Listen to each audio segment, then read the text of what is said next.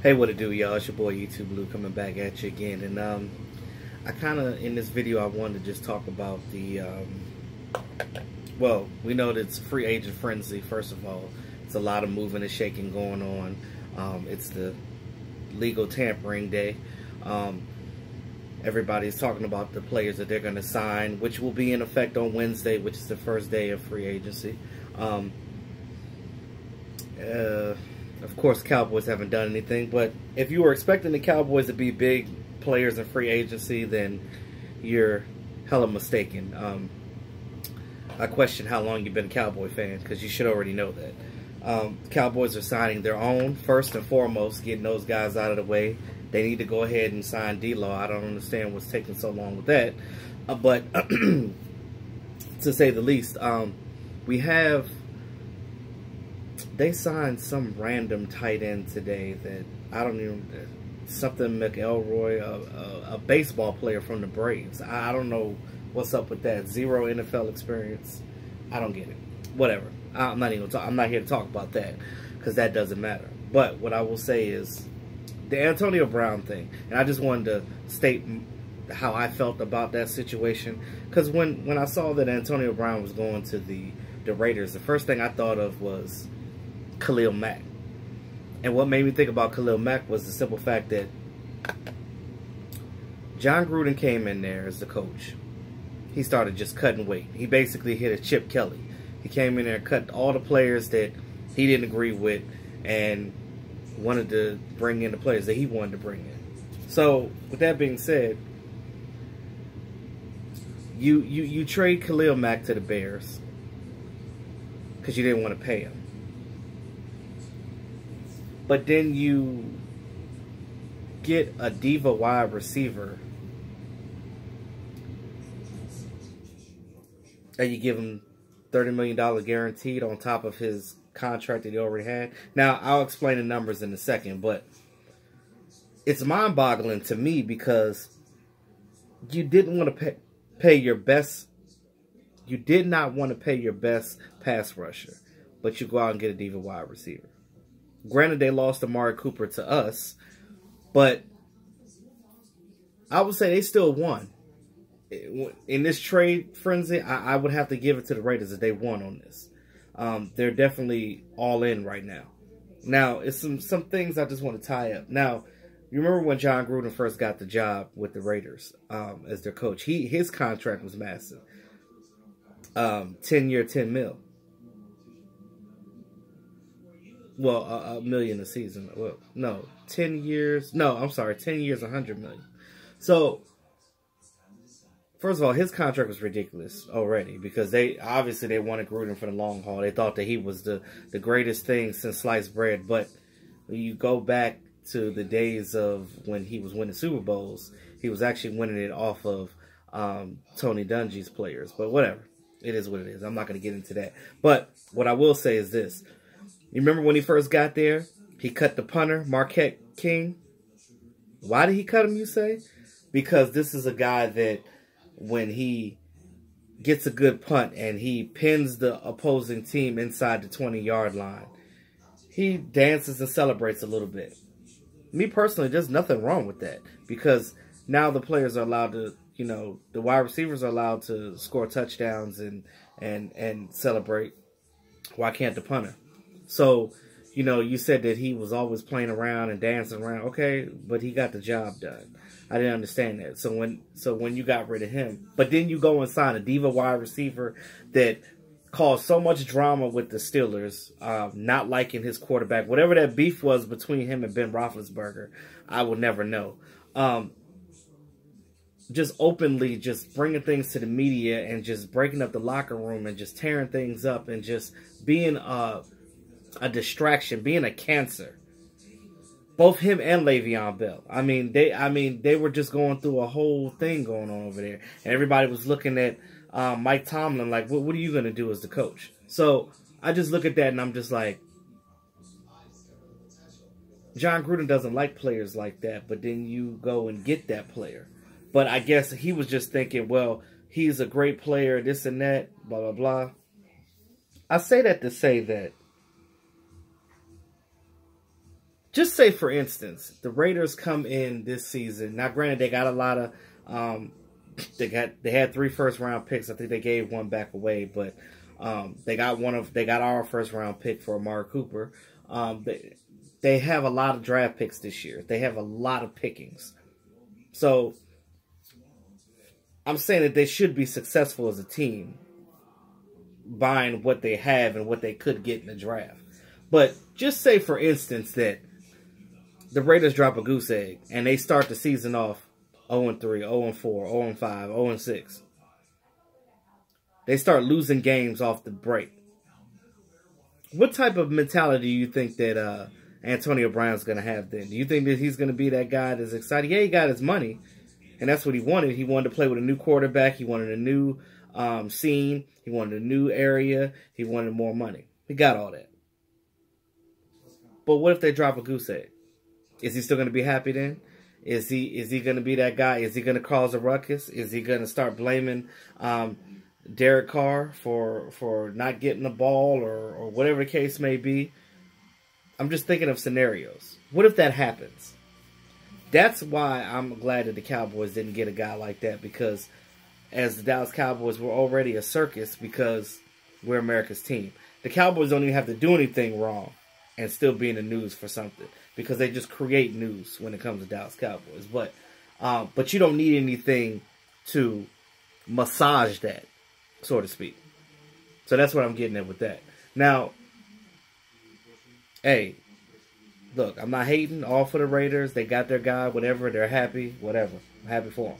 But I'm just looking at that like, I don't know how that's going to work, because Gruden and him, that the clash of attitudes and stuff, the mentalities, it doesn't seem like it's a good fit. But whatever. Hey, that's what they wanted. That's what they wanted. Now, let's go into his numbers right quick. So, well, let's go back to when he started playing. So he's now entering his 10th season in his career. 31 years old. In last season, he had 104 receptions, 1,297 reception yards, 15 touchdowns, and now he's traded to the Raiders. Now, again, he's traded because of the antics and the things that happened during the latter part of the season and things of that nature, because he technically would still be with the Steelers if these things didn't happen.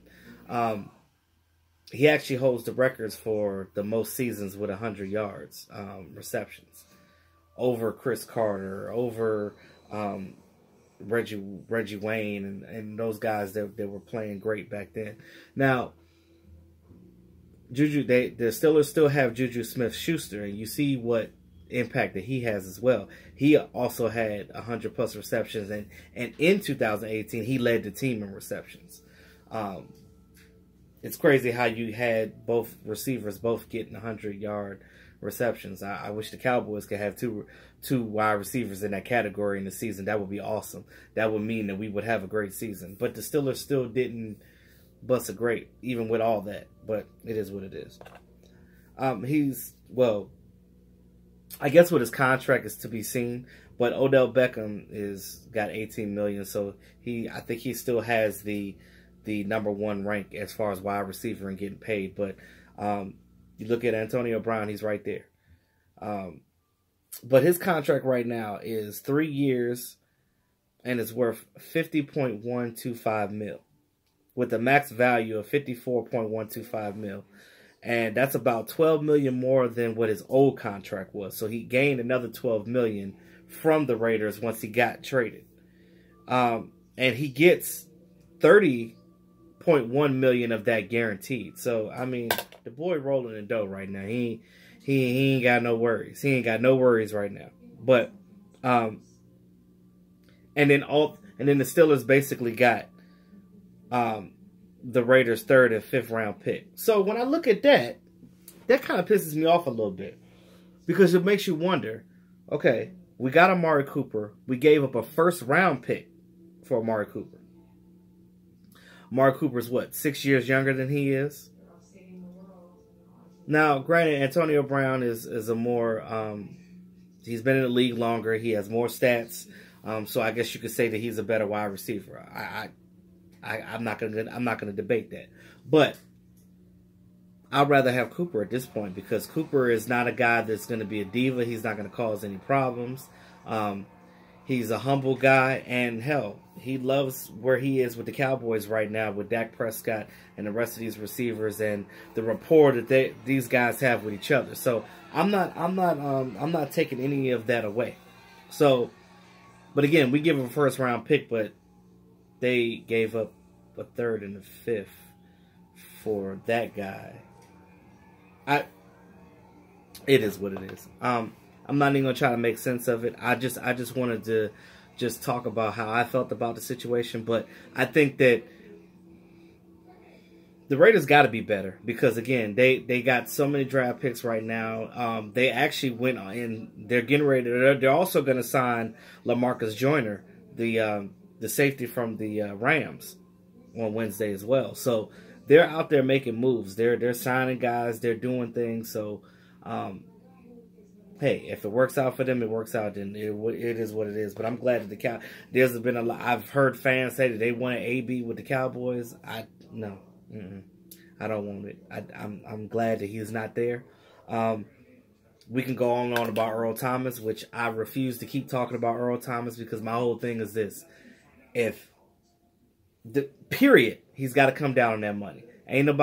Cowboys ain't paying him $15 million. But then when I look at what's going on right now. The Chiefs signed Tyrann Mathieu away from the Texans to a 3-year, $42 million contract. So now the Texans are without a top safety. So will the Texans go out and get Earl Thomas now and sign him? Because they can very well, because now that Earl Thomas now lives in Austin, Texas, he's midway between the Cowboys and the Texans, so he can technically go either way. So if the Texans go ahead and say, you know what, I know the Cowboys aren't going to get you for $13 or $15 million. I'm going to go ahead and sign you for what you want or what you think you deserve because they're in desperate need of it. Now, the Cowboys need a safety too, but the Cowboys also value the guys that they already have. Now, we already know how our Cowboys are. They're not big free agency guys. Earl Thomas has been linked to the Cowboys, blah, blah, blah, blah, blah, ever since he came to the locker room and all that crap. But, again, if it happens, it happens. I would love to see Earl Thomas. I like the guy just as much as y'all do. But I'm not going to keep beating this dead horse because I'm tired of hearing about it because it's either going to happen or it's not at this point. That's just how I feel about it. Now, outside of that, I don't. You know, there's other safeties out there. There's guys that's been cut. Eric Weddle got signed. He's going to the Rams. So, I guess he's taking LaMarcus Joyner's spot. But, you know, there's safeties out there. And the Cowboys are probably not going to be players till the end of the week. Or maybe even week 2. So, we could be sitting around and sitting around and sitting around. We're going to be sitting around because they still can't do anything until they sign D-Law, period. And they got to get that done. Because if they start signing these other players, it ain't going to do nothing but keep kicking the can down the road with D-Law. And D-Law is going to keep getting pissed. So he's already mad because, you know, he ain't got his contract yet. And the Cowboys, they're not even in a space where they're even meeting right now. So their meeting is adjourned until a later date. But like I said in my last video, you got to sign him sooner than later because he's not going to get that shoulder surgery until he gets his contract. And again, you don't want him held up in off-season programs, which is what you're about to witness. You don't want him missing training camp. You don't want him missing preseason. So, you know, they got to do something with that. But like I said, as far as that Antonio Brown situation, good luck with that. I just want to see all that unfold with the Raiders. Now, Cowboys don't have a first-round pick. I know you guys been talking about who are we going to get in free agency. Well, they're gonna have to make some type of moves because you can't rely straight on the draft this year because we don't have a first-round pick. But knowing Jerry and the Joneses in general, they might pull a fast one and try to make some trades and do something around draft time and get back in there and get a first-round pick. I'm not holding that against them. Hopefully, I'll be able to be in at the draft. I'm planning on it. But we still have to talk about that with Mark and everybody else to see, you know, what we're doing with that. I know that he's trying to get the RV and everything, kind of like what we did with Dallas last year. So, yeah, it's going to be a lot to talk about, y'all. So I just want you guys to, you know, when you guys are making your comments, please just understand that, like, and I know it's frustrating because you're seeing all these other teams making moves, but just because they're making moves don't mean they're the right ones. Look what the Redskins did. You know damn well they need offensive linemen. They have gaping holes in their team. But they go and sign Landon Collins to a 6-year deal? Look that up. 6 years. Is it 6 years? Something like that. Yeah, and